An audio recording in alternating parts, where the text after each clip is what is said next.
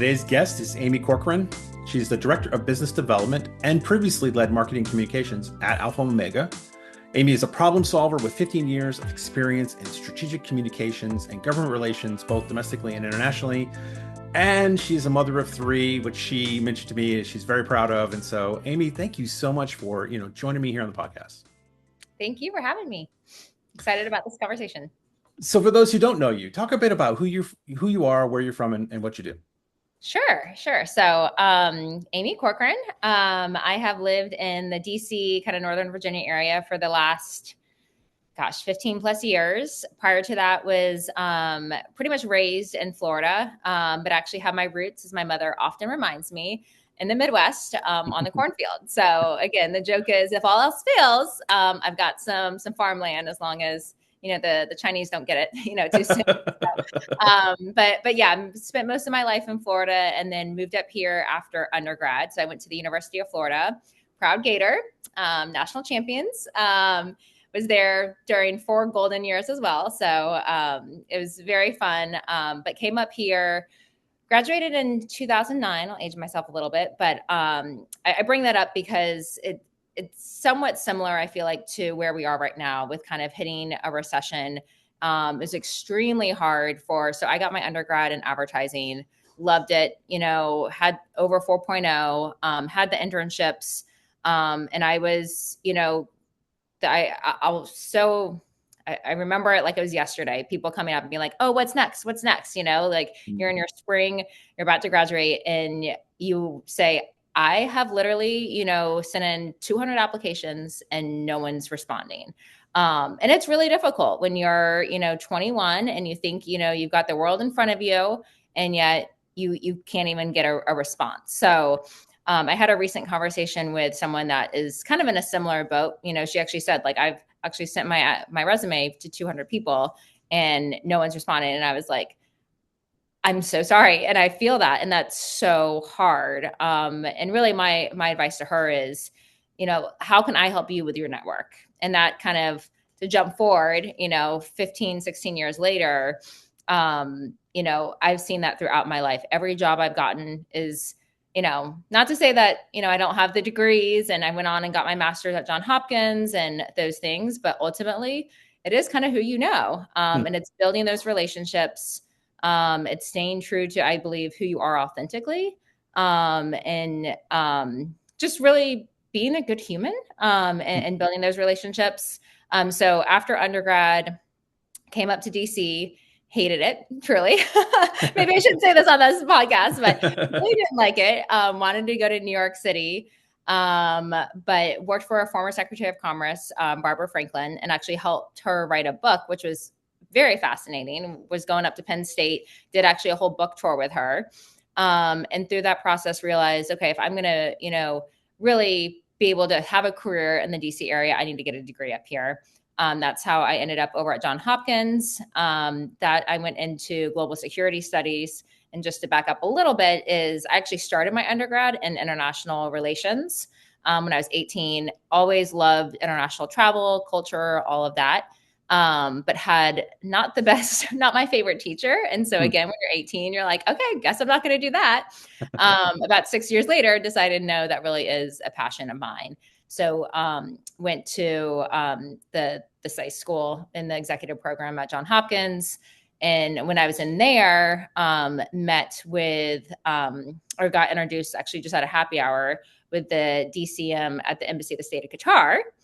And got to talking, and it was kind of this like, hey, we'd really love to bring in an American with a different perspective to the embassy. We're trying to grow our congressional relations. And at the time, again, I had been at the other company for I think 3 or 4 years, but really was seeking something different. And again, I had started my master's and kind of moving that into that area. So went over to right there on M and 20th. Right there in Georgetown. And the joke, but really it wasn't, is that everyone thought I was the mail girl for 6 months because I didn't speak Arabic.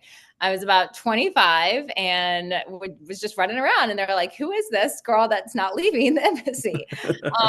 But I was there for an incredible 4 years. Took several congressional delegation trips over to Doha.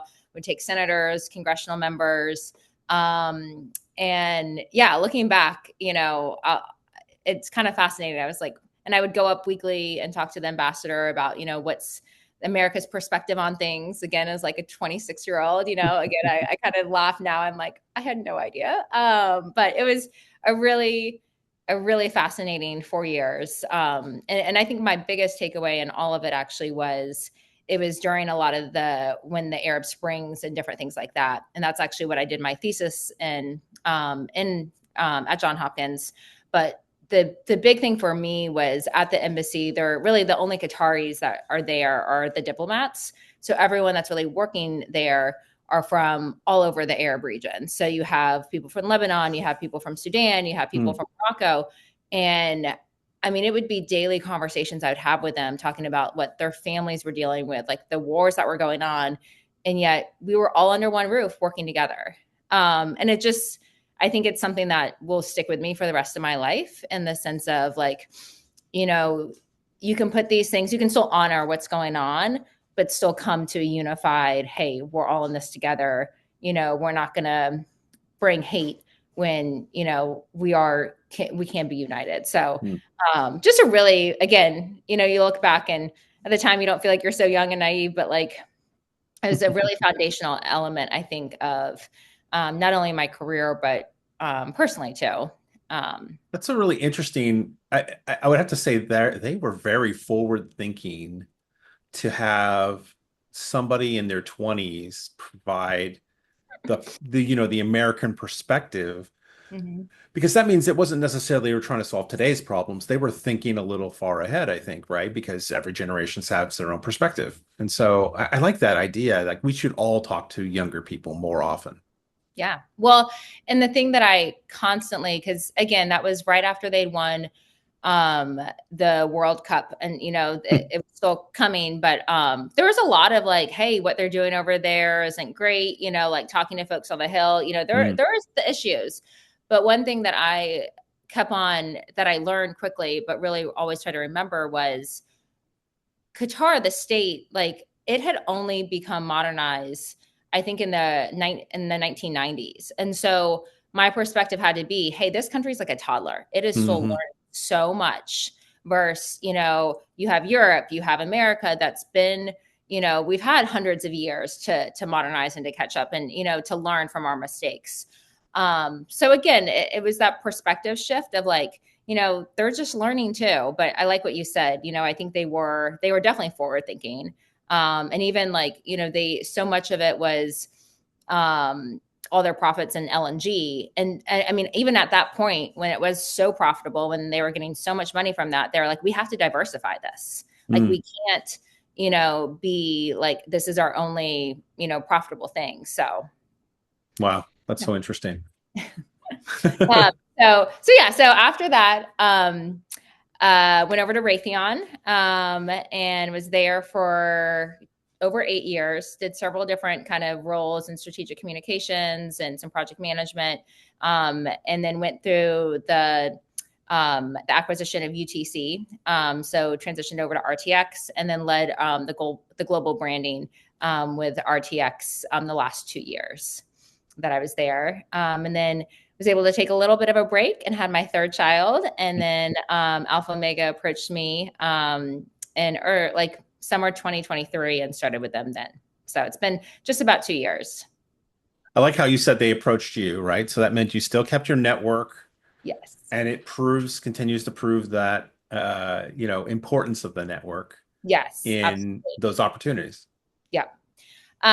So yeah, I mean, and again, so because I was at Raytheon for so long, COVID, the merger, all of those things, I'll be honest, like I had been on LinkedIn, used it somewhat, but never used it to its full capacity. And so when I had those couple of months, I actually kind of got back into it, taking some courses actually on LinkedIn. I think that's a great thing that people can do. And I think it's very much so underutilized. Just for kind of free knowledge and just learning about different things. I've always thought about, possibly getting my PMP or project management. So there's a lot of good, little courses just for introductions. So while being on there a little bit more in the summer, while the kids were at camps and stuff, I started looking at some jobs, and yeah, they approached me, and it was one of those things. I didn't really know too much about the company, but saw it was in Tyson's, and it's pretty close to where I live. And I was like, okay, I would really like to not have a big commute. But also the name Alpha Omega was really interesting for me. Just because it stands out for a number of reasons. And so, yeah, got to meet right away, got to meet the leadership team. We had dinner, and got them, as many of you, I'm sure, the listeners here probably know him, but very charismatic, but very authentic. And I think what stood out to me in the beginning was just how much he led with, hey, these are my goals. This is the company's goal. Like, this is what we're shooting for. And I'm not going to, like it was just very straightforward. And I think coming from such a large company, and going through the biggest acquisition, in the defense and aerospace and defense industry, I think they did a great job with that, but there is not the most transparency for obvious reasons. You have stakeholders and everything. And I understood that, but it was very refreshing for me. My first encounter with the CEO was, hey, here's all kind of the playing cards. This is exactly where I'm going. This is how I think we're going to get there. We need, folks that have that big company experience to jump on board, and to help with that. So. No, I love that. Yeah, because I've been at a number of companies, right? And there's different cultures, there's different perspectives, and I've been at big, I've been at small, and it is nice when you feel like you're invited into, right away, you're invited into being a successful partner. Yeah. Yes. And again, and some of that was also, and I was very clear. I was like, I want a seat at the table. I'd been on teams with hundreds of, people, and it's great. And sometimes, a year after being at Alpha Omega, I was like, I could be a number again, maybe like maybe not needed quite as much, but yeah, I mean, it's, and I think that is for me, I now share that piece of, I don't know if I should say piece of advice, but I will say that I think if you can, depending on obviously your career, but definitely with like the federal contracting space and different things like that, I think it's been really helpful to be in both large, small, mid-size. I mean, the first company I started with, there was 3 people. It was the former Secretary of Commerce, kind of her VP, and myself. Those 3 people. I would go over and water her plants, the Watergate, so I mean, I've gone from like the smallest to one of the largest, in the industry, to kind of now more mid-size. But you really learn so much from each of those. Yeah, that's so true. That's so true. Well, so Amy, as you're looking back over your career and your varied experiences, which are very interesting, what's something you see and you go, man, I wish it wasn't like that. It's, there's got to be a better way that maybe it's something that can be more efficient. And I'll caveat that to say you and I aren't necessarily going to solve that problem or come up with the innovative solution that changes it. But what's something when you look back at it, you go, man, I mean, I wish that's just better for people who are coming behind me. Yeah. I think I'd like to say 2 things. So one is kind of going back to my experience with just sending in so many resumes. And I think why it really is a big issue for me now is hearing people that are going through the same thing. I part of me would think after 15 plus years with AI, everything like that, like these companies could get to a point where, if they're not interested, then like respond back, or do, and I'm not saying every company is that way, but I think the majority, unfortunately, still are. So I would love to see more of a feedback loop. Also, of, them being able, and again, it might not be for everyone, but like them being able to say like, hey, these are the reasons maybe we can't, and so, because I know for me, it was not only discouraging, but it was also, it hurt my confidence for a few years. I was able to build it back up and, had all these wonderful experiences. But I think also a lot of times in college, you have mentors and you have different people and you see like their one trajectory. And obviously, as we just talked about, I did not have that.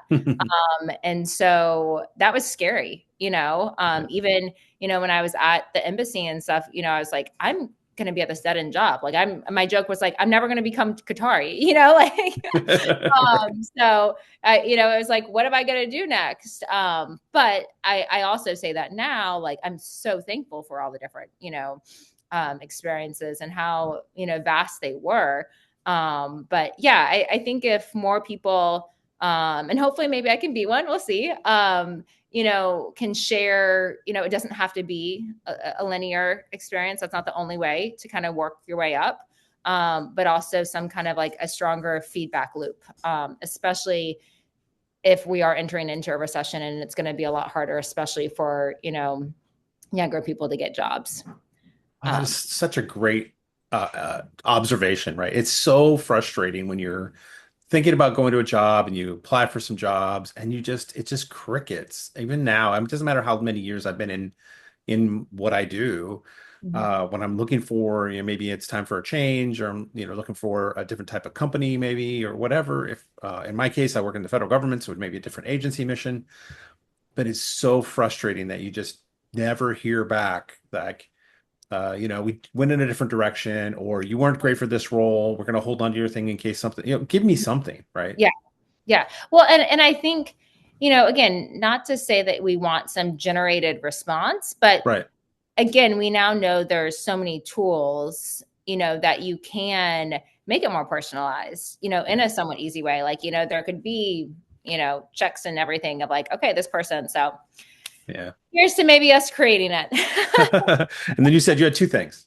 Yeah. So the second one, I think it's different, but as you said, I'm a very proud mother of three, and truly, I think it's the best title I will ever have. But I being a working parent is never easy. I don't care, male, female, whatever it is. But I think especially right now in this current environment where they're just retracting so much of the flexibility that we all kind of found that mostly it did work. I'm not saying it, and I'm one that actually I like going into the office. It's one of the reasons, I chose Alpha Omega because it's 10 minutes from my house, and again, I know I'm very fortunate for that. But yeah, I really worry about especially working mothers. I have a good friend that's at an agency. I won't name it, but she has two young girls. She had twins, and they're doing great. But one, did have either way. The two children have to go to quite a bit of different therapy, and they have a wonderful nanny and all this stuff, but she's been always able to flex her hours, Mm, and be able to take, one to, a speech, therapy appointment and stuff like that. And now she's having to make this decision of like, am I going to have to give that up? My job, can I not take my child, to this therapy that was 1 hour that like I would work those hours at night? It's just, and it just really worries me about like, what is the future going to look like mm, for working parents? Because a lot of times, say you have two parents that are in the federal government, or I mean, it can be another space too, but yeah, I think we're going to see the domino effect of that sooner than later. And there's already it's already a big struggle for, returning to work and all those things for mothers. So it's definitely something I've been passionate about. I actually wrote a couple white papers when I was at Raytheon. I was the vice president of our women's employee ERG and stuff like that. So it's definitely been a passion of mine since really having my first child. But I worry about that. And I just hope that we as a country, I mean, we're already so behind. I feel like so many other developed countries of how we look at maternity leaves and things like that. So yeah, here's to hoping that we can find some resolve. Yeah, it's a great thing to bring up. I mean, with all the technology at our disposal and how the advances we've made in telecommunications and tools, um, and sure, businesses have their perspective. But man, if we don't treat our employees well, we're going to lose our employees. And so, even if we're not giving, full blown, remote work anymore, Yeah. there's got to be a room for flexibility. There's just Mhm. got to be. As a Yeah. manager, unless my people I work for tell me I'm not allowed to grant flexibility, any inch they give me to grant flexibility, I have to give it. It's just no other way to be a human. Yeah. Well, because I'm sure you've had to experience that, raising your kids. There's times that they get sick. And yeah, Yep. occasionally it's the PTO and we all have to do it. But, yeah, I feel like we've just come so far to be able to now be like, nope, it has to be this strict, and there's none. So, but we'll see. We'll see. We'll see. So what's coming up for you here in the near future? Yeah, so as you said, I have really most of my career has been in marketing communications, some realm of that for over 15 years. And in February, so Alpha Omega, we acquired two companies in the middle of like January, and with those acquisitions, there was the opportunity for me to kind of move into a new role. And so I was a little hesitant, but a couple of my colleagues were like, no, like we think you'd really be amazing at it. And like I said, I think my true actually superpower is the ability to build long lasting relationships. And I think it's just kind of who I am naturally, a very like authentic person. And I love to connect people. I love to, find out something about someone and like, oh, you'd be really good connected to someone else. Like, rarely ever self-serving, but so yeah, I think, a couple of my colleagues had seen that, as I was doing marketing and communications. And so they're like, hey, we have a really exciting solution. So Macro Solutions, which is one of the companies we brought in, they had a really unique AI code modernization solution. And so what makes it different is we actually use deterministic AI versus generative. And so when I got to learn more about that, and then very quickly kind of realize, hey, this current environment, and as we all know with federal contracting and, on the federal side, it's very different right now than it has been historically. And so I really see this as a unique solution and opportunity for us to really help our government partners and be able to, help eliminate the technical debt. It's updating and modernizing legacy systems, which I think every agency probably has some that they need to. So it's been neat to start talking to folks. Again, not saying it's been easy, but really getting to meet folks, across all agencies. That's the other kind of fun thing is because we see this as a solution that's kind of horizontal.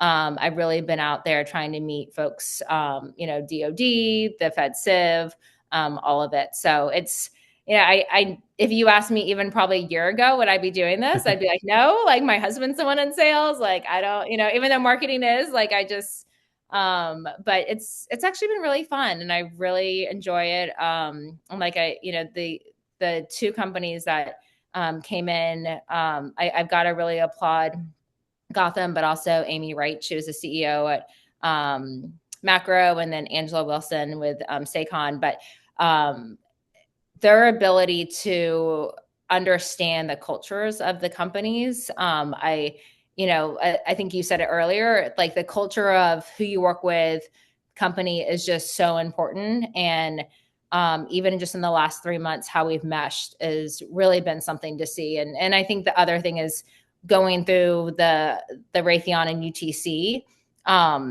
again, different scale, but Sure.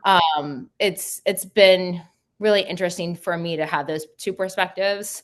And I'm really fortunate. So our Tiger team for the Delta AI, most or half of them are from Macro. And I mean, I just feel like we've meshed so well. So shout out to all of them, helping me come in. But yeah, I think for the foreseeable future, I guess I'm in business development. No.